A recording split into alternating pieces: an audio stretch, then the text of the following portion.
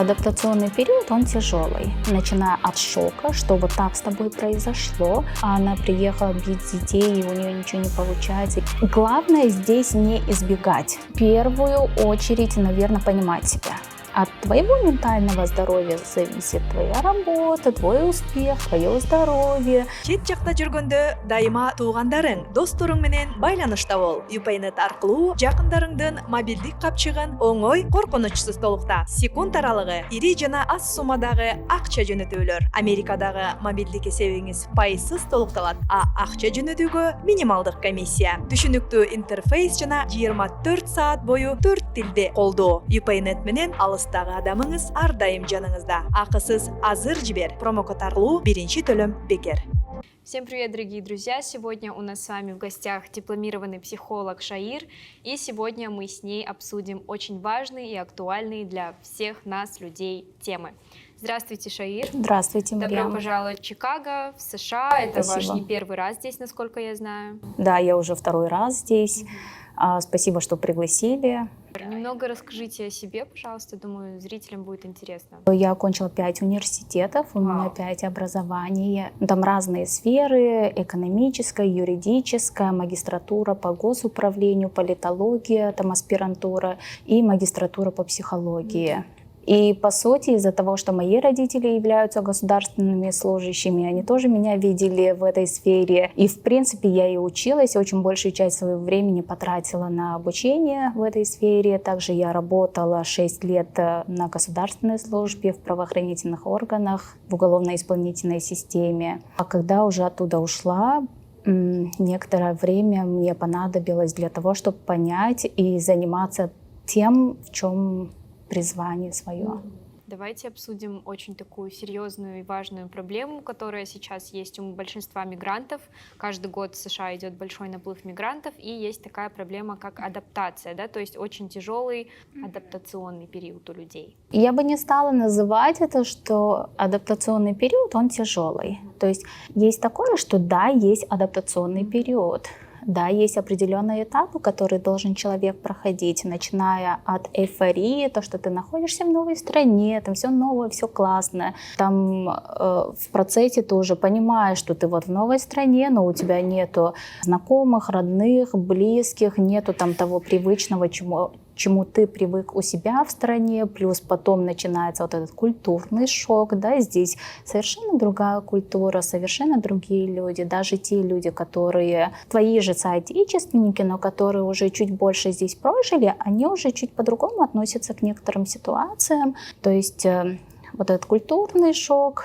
И потом уже дальше проходит несколько этапов, пока вот ты не дойдешь до этапа принятия. Но каждый человек, он индивидуален, опыт каждого человека абсолютно уникален, и он по-своему проживает этот период, адаптационный период. Он и сроки тоже каждый по-своему проживает. То есть нет таких определенных сроков, что 3 месяца тебе нужно для адаптации, или ты именно по вот таким этапам пройдешь. То есть у каждого это по-разному. Абсолютно. И когда люди начинают сравнивать себя, допустим, с Машей, которая приехала с 5 детьми, и у нее все хорошо, а она приехала бить детей, и у нее ничего не получается, или у нее вот такое состояние, которое вплоть до депрессии, да, уходит, то здесь уже необходима помощь психолога и плюс понимать, что то состояние, в котором ты находишься, это нормально. Ты проживаешь этот адаптационный период.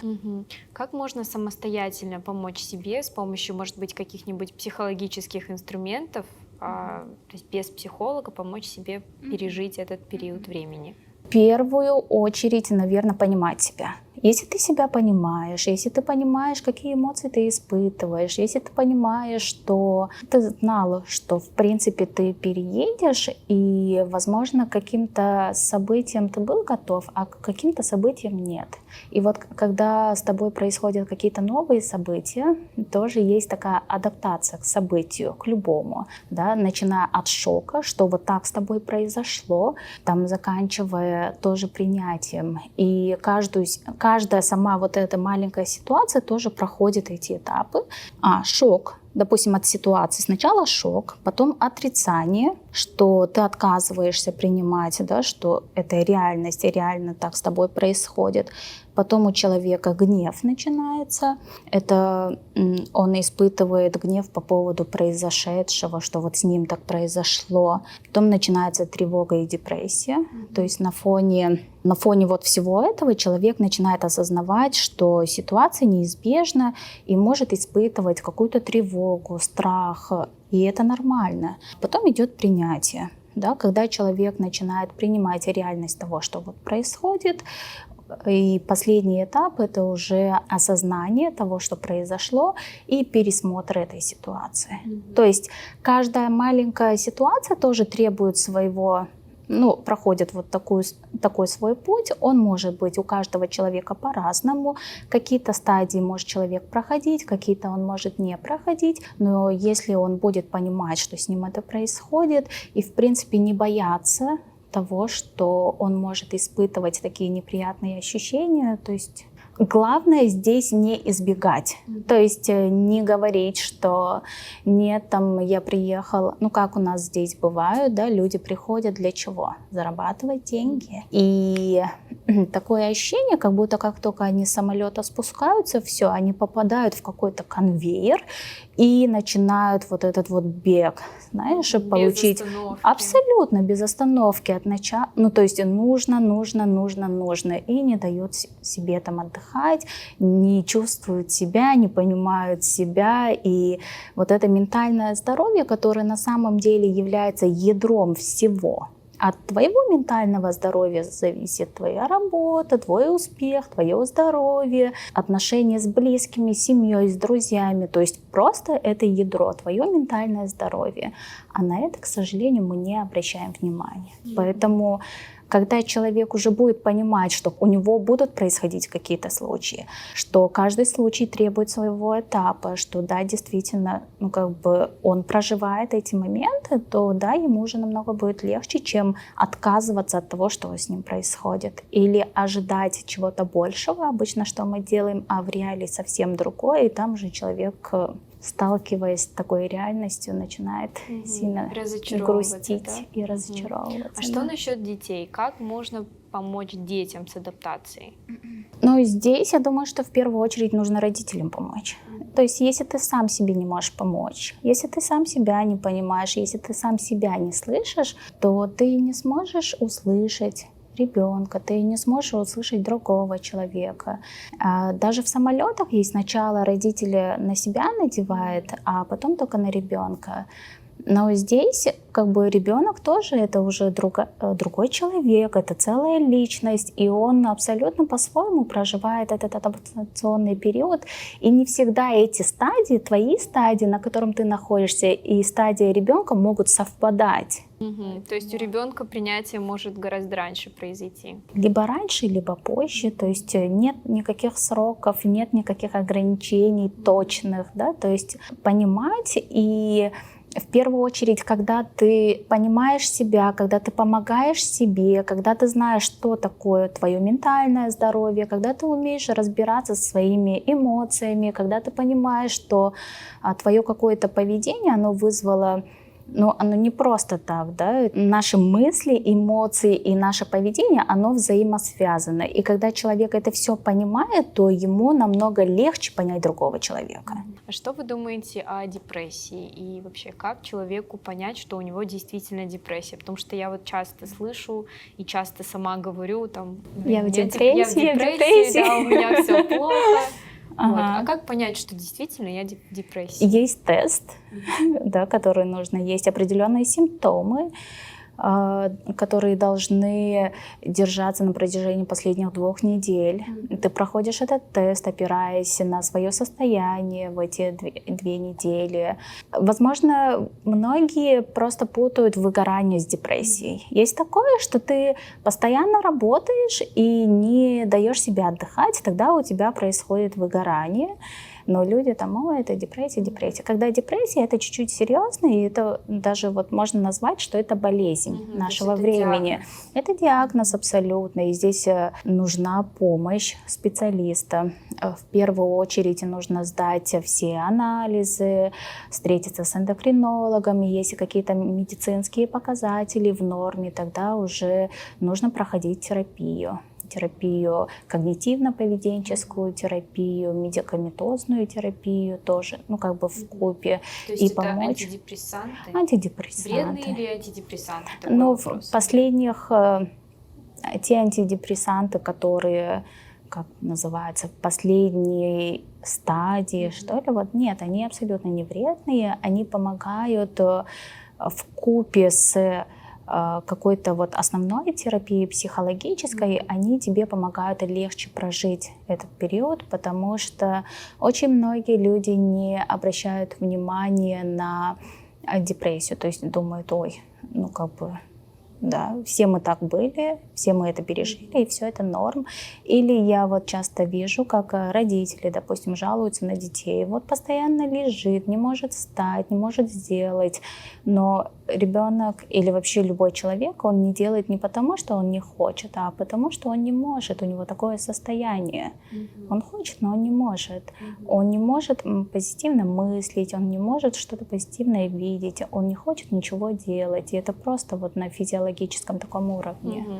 Можно ли себе в такой период, в период депрессии, помочь как-то самостоятельно себе? Вообще, да. Вообще цель психотерапии — это научить человека стать психологом самому себе. Но согласитесь, когда с помощью человека профессионала, если ты проходишь эти этапы, тебе намного легче. Конечно. А так, безусловно, цель, по крайней мере, моя цель в моей работе — это научить человека быть психологом самому себе, самому справляться со многими задачами, потому что проблем может быть много, они могут быть абсолютно разные, и каждый раз нуждаться в другом человеке или пытаться его поймать, или, допустим, психолог твой тоже, допустим, отдыхает, и в это время, не знать, как себя вести.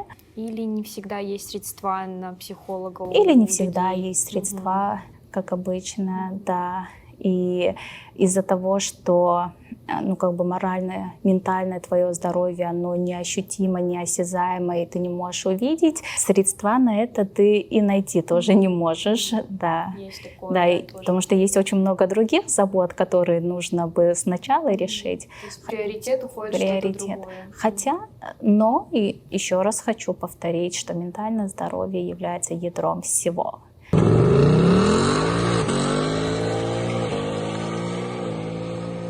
Как вы думаете, то, что у нас не особо принято ходить к психологу, тратить деньги, выделять какой-то определенный бюджет на психолога, на свое ментальное здоровье, это как-то связано с нашим кыргызским менталитетом? Наверное, да, как-то связано напрямую, потому что у нас с детства не принято проявлять какие-то эмоции. Я не знаю, почему, ты знаешь, очень мне нравятся наши какие-то культурные ценности, какие-то традиции, но именно здесь я не понимаю. Допустим, когда ребенок очень много смеется, мы говорим, не-не-не, да, пускай не смеется, а то будет плакать. То есть и мы должны здесь же оборвать и ему говорить, все, не смейся. Либо когда ребенок либо мальчик, если плачет, то мы говорим, ой, мальчик, он не должен плакать, он не должен Да. Либо если девочки как-то злятся, девочки не должны злиться, девочки должны молчать. То есть таких стереотипов очень много в психологии, это прям просто, как так, да? И, наверное, скорее всего, из-за того, что именно с детства нас учат подавлять очень много своих эмоций, мы не можем даже описать, какие чувства мы испытываем, что с нами происходит. Или даже, в принципе, понять, да, что мы чувствуем. Да, мы можем описать, что ком в горле, или мы можем сказать, что я как-то поведение, да, человек может рассказать, но именно когда дело касается эмоций, человек говорит, а какие эмоции я радуюсь, я грущу или я злюсь, у меня агрессия, у меня гнев, у меня ярость, все. Список тех эмоций, которые, в принципе, человек может так или иначе определить и так или иначе сказать. Также есть такое, что мысли, когда речь идет о мыслях, а это является прям основой, таким фундаментом нашей жизни. И когда мы начинаем заводить речь про мысли, там уже люди говорят: я ничего ни о чем не думал. Но это невозможно, да? Человек, он думает постоянно, поток мыслей идет постоянный. Именно мысли являются таким движением всего. Как вы думаете, как можно справляться с выгоранием? То есть вот люди, которые в Штатах очень много работают, да и не только в Штатах, в любой стране наши соотечественники, как они могут себя вытащить из этого состояния? Очень легко понять, что выгорание — это как батарейка, которая, допустим, в начале, да, как и любая батарейка, на полной мощи, на полной энергии работает. Да? Проходит какое-то время, ты используешь, эта батарейка уже менее слабее начинает работать. Проходит еще какое-то время, уже перестает работать. И мы там пытаемся, вот если вы помните, на этих пультах батарейки, мы там пытаемся как-то сжимать чтобы последние соки выжать из этих батареек, подвигать как-то, да, но в оконцове все, да, как бы ты там ни двигал, уже не работает. Точно так же с человеком. Выгорание — это от какой-то профессиональной деятельности, когда ты что-то постоянно делаешь, но при этом не даешь себе отдыхать, не даешь себе заряжаться. И отдых считается чем-то таким, что вот нужно заслужить. А на самом деле отдых является таким же базовой нуждой, такой же, как и нужда во сне, нужда в еде. То есть отдыхать нужно, необходимо, и в зависимости от того, каждый человек для себя определяет именно, как он может наполниться, что он может сделать: побыть один, либо куда-то сходить, либо на природе посидеть. То есть при этом еще важно осознавать, какой отдых именно тебе нужен. Абсолютно. Но чтобы ты наполнился, не так, что ночью поспал — это отдых. Это не отдых, это сон. Если ты спишь, это сон. Да. Базовая нужда опять же идет. Да, это базовая нужда, это совершенно другая. Но нужно отдыхать и уметь отдыхать. И только ты сам определяешь, когда ты отдыхаешь. Но наши, особенно те, которые приезжают, допустим, сюда в Америку, они очень редко позволяют себе, отдых — это как будто какая-то роскошь. Наверное, потому что здесь все очень дорого, и каждая твоя минута, каждый твой час — это как будто бы деньги, поэтому, наверное, тяжело себе позволить. В погоне за деньгами ты теряешь очень многое. Я понимаю, что здесь очень дорого. Я понимаю, что человек, если уезжает в Америку, это уже сразу автоматически он здесь такой... Деньги капают, да, там уже родственники оттуда начинают требовать какие-то гаджеты, это прям очень супер важно. На самом деле, я встречала, честно, да, свой период таких людей, которые здесь просто концы с концами сводят, но зато айфоны новые туда отправляют, еще что-то туда отправляют. Они очень супер экономят. Они зарабатывают каждый свой доллар своим потом, трудом, отказывая себе в отдыхе, в еде, даже иногда во сне. То есть у них ненормированный сон. И очень во многом себе отказывают. Однако нужно понимать, что это все в один прекрасный день просто у вас начнется выгорание, и тогда вы просто на долгий-долгий период уйдете на отдых. Такой, который непредвиденный будет отдых, потому что даже если вы захотите что-то сделать, у вас не будет сил. Или могут развиться какие-нибудь болезни, как я понимаю. Абсолютно. Да? Абсолютно. Давайте поговорим про тревогу. Нормально ли это испытывать тревогу вообще? Тревогу абсолютно. Любую эмоцию испытывать нормально. Да, и тревогу в том числе, это абсолютно нормальная биологическая наша реакция. А как понять, что у меня тревога? Тревога — это начальная такая стадия, на которую, когда вначале происходит тревога, мы не очень сильно-то и обращаем внимание. Однако это все потом выливается в панические атаки и потом, возможно, может привести к депрессии тоже. Сама тревога, она естественная, но избегание этой тревоги и страх наступления этой тревоги, вот с чем мы боремся, с чем мы работаем, потому что тревога как бы имеет свое начало, и проходит какое-то время, но вы не можете быть, ваша тревожность, она не может держаться очень долго. Имеет начало, имеет конец. Хотите вы этого или нет, так и происходит.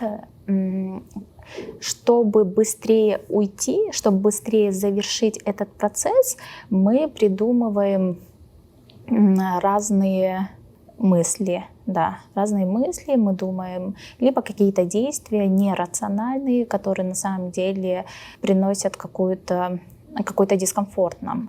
Допустим, если мы возьмем в пример того, что человек боится собаки, да? А вместо собаки можно любую ситуацию поставить, и вот он идет к остановке, он увидел собаку, боится, он увидел, у него началась, он боится, он знает, что боится собаки, у него началась тревога, повысилась, если от 0 до 10, то где-то 7-8, да, его тревожность, и он понимает, что нужно обойти, и он вот так вот обходит, проходит, и с другой стороны к этой остановке приходит. Что он делает в это время? Он теряет время. Возможно, ему срочно нужно было куда-то поехать. Возможно, его автобус именно в этот момент проехал, а ему еще полчаса ждать. То есть вот такие потери у него идут, но он оттуда перешел, и в принципе он понимает, что он поборол, да, эту ситуацию. В принципе, с той стороны, когда он уже пришел, его тревожность упала. Вот, что он делает в следующий раз? В следующий раз, когда он видит эту собаку, он вспоминает ситуацию, когда в первый раз у него тревога упала. Упала тогда, когда он избежал эту ситуацию. И он точно так же выполняет, но в этот раз у него тревога увеличивается еще больше, до 10, из 10 до 10, потому что тревога боязни именно на этой собаке, и плюс еще тревога того, что эта ситуация и в прошлый раз произошла. И он быстренько уже ищет другие пути, чтобы обойти, и тоже во вред себе.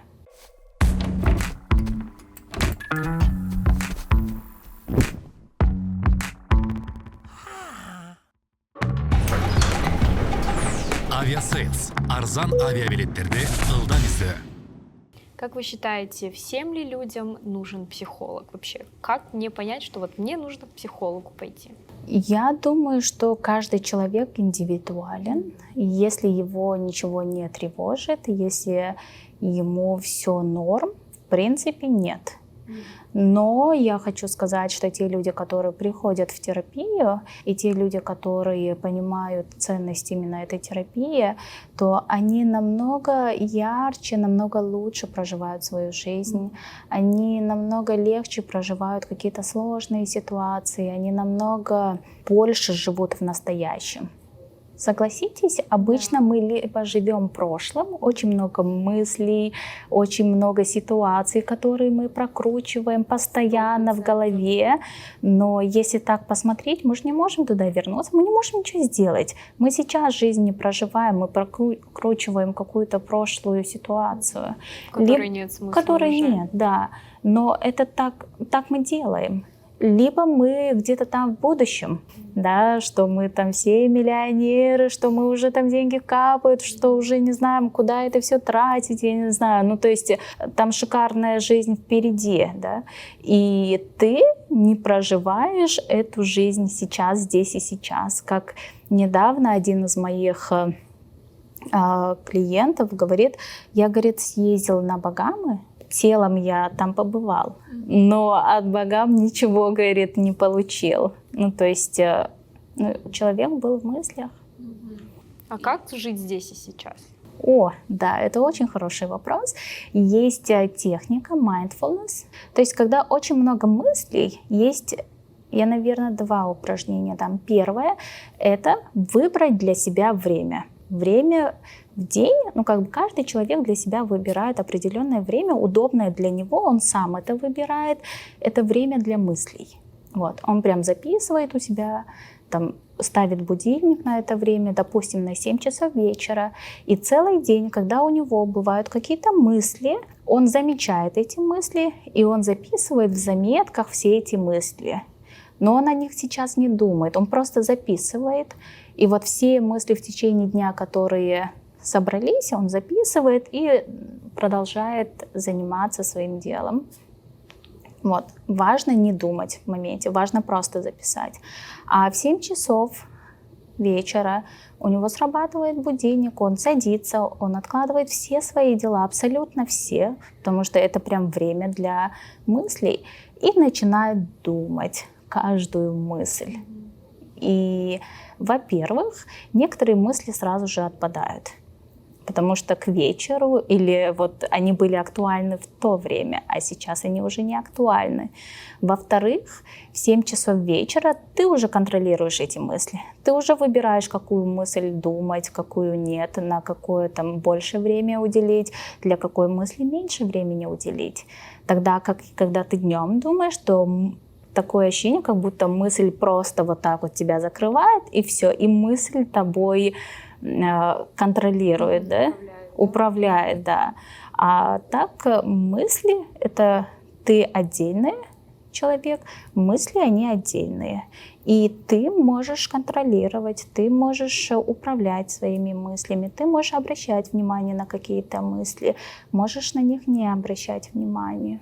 Вот. Это вот первое упражнение. И второе — это упражнение mindfulness, медитации, что ты понимаешь, что у тебя мысли приходят, они есть. Ты, допустим, как целая комната, а твои мысли — это как птички. И они как с окошка залетают, могут покружиться, ты за ними наблюдаешь, они вылетают. Ты просто им позволяешь приходить, уходить, ты сидишь.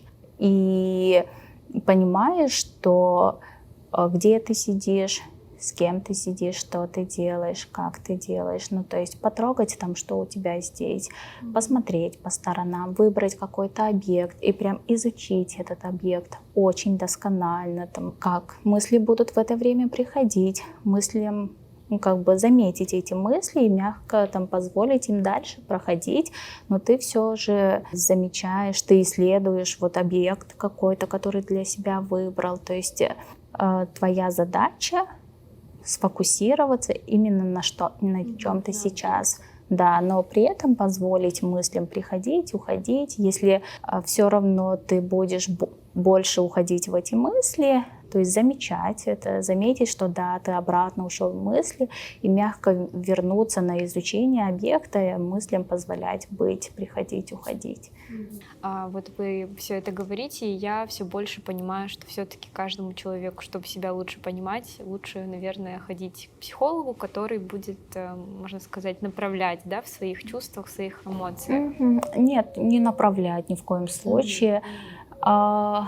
Помочь человеку узнать себя, узнать свой внутренний мир,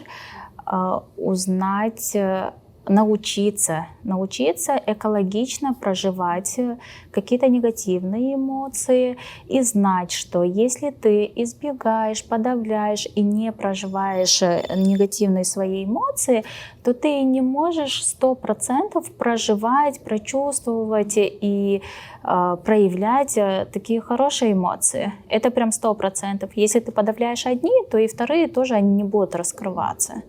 Поэтому и злиться, агрессию проявлять, или ярость, или еще что-то, это неплохо. Но нужно уметь это делать, да, знать, что тебя разозлило, да, как ты эту злость, не обязательно начинать, я не знаю, драться или рушить все, или разрывать все отношения в порыве злости, в порыве гнева, начинать кидать всякими посудой, да, например. Нет, не обязательно. Если ты себя понимаешь, но это и не значит, что ты так злишься и такой, я злюсь, да, я не могу. Или Вот честно, я, например, когда злюсь или ругаюсь, знаешь, некоторые начинают говорить: ты же психолог, почему ты ругаешься или почему ты злишься? Ну, я психолог, я человек, и я знаю, что если я злюсь, то мне нужно как бы это сказать. И психолог — это не значит, что я там буду молчать или подавлять и так, эмоции, ой, да. там, что подумают, нет. Мгм. Я думаю, у нас была очень с вами продуктивная беседа. Спасибо вам еще раз большое, Шаир.